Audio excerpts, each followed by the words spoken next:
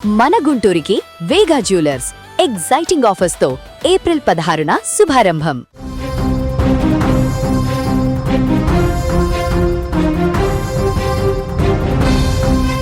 America Iran యుద్ధంలో ఇప్పుడు America నేరుగా చైనాను టార్గెట్ చేసింది.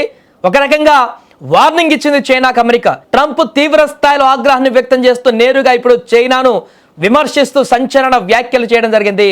ఇస్లామాబాద్ వేదికగా జరిగినటువంటి శాంతి చర్చలు ఎప్పుడైతే విఫలమయ్యాయో ప్రపంచం ఇప్పుడు ఒక్కసారిగా ఉలికిపడింది. పశ్చిమాసియాలో శాంతి అసాధ్యమని తేలిపోయింది. కానీ అంతలోనే అమెరికా అధ్యక్షుడు డొనాల్డ్ ట్రంప్ ఇప్పుడు హెచ్చరికలు మరింత ఆందోళనకు గురి చేస్తున్నాయి. ట్రంప్ నేరుగా ఈసారి చైనాకి ఇచ్చిన మాస్ వార్నింగ్ మూడో ప్రపంచ యుద్ధానికి దారి తీసేలా కనిపిస్తున్నాయి. ఇంతకు ట్రంప్ చైనాకు ఎందుకు వార్నింగ్ ఇచ్చాడో పూర్తి వివరాలు ఒకసారి చూస్తే, చైనాకు ట్రంప్ వార్నింగ్ ఇవ్వడానికి ప్రధాన కారణం అమెరికా ఇరాన్ యుద్ధం మధ్యలో తెర వెనుక చైనా ఆడుతున్న మైండ్ గేమ్ అమెరికా ఇంటెలిజెన్స్ కు చిక్కింది.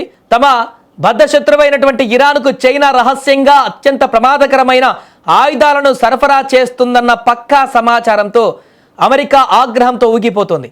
దీనిపై అమెరికా అధ్యక్షుడు ట్రంప్ డ్రాగన్కు ఏమాత్రం కూడా మొహమాటం లేకుండా ఫైనల్ వార్నింగ్ ఇచ్చేశారు. మా శత్రువులకు మీరు ఆయుధాలు ఇస్తే మిమ్మల్ని కూడా వదిలిపెట్టాం, దీనికి మీరు భారీ మూల్యం చెల్లించుకోక తప్పదంటూ ట్రంప్ చేసిన హెచ్చరికలు చైనా గుండెల్లో రైళ్లు పరిగెత్తిస్తున్నాయి.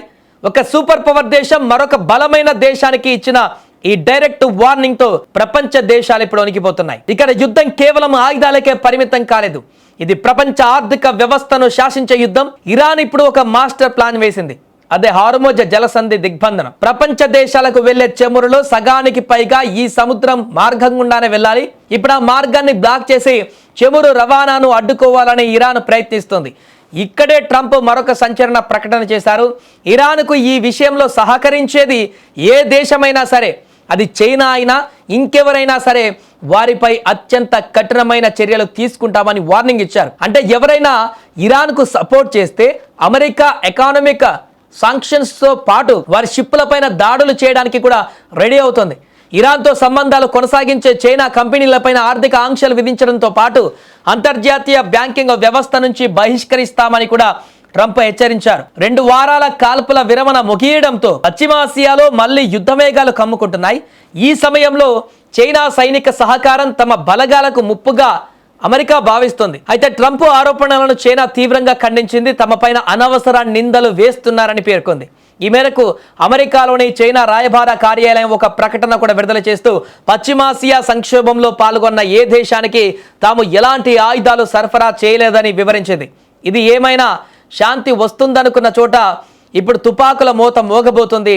ట్రంప్ ఇచ్చిన ఈ వార్నింగ్ తో చైనా వెనక్కి తగ్గుతుందా, లేక ఇరాన్ కు సపోర్ట్ చేస్తూ అమెరికాతో డైరెక్ట్ వార్ కు సై అంటుందా? హార్మోజ్ జలసంధిలో అమెరికా యుద్ధ నౌకలు రంగంలోకి దిగితే పరిణామాలు ఎంత భయంకరంగా ఉంటాయో ఊహించడానికే ఇప్పుడు భయంగా ఉంది. మరి ఈ యుద్ధం ఎంత తీవ్రంగా ఉద్రిక్తత పరిస్థితులకు దారితీస్తుందో అనేది వేచి చూడాలి.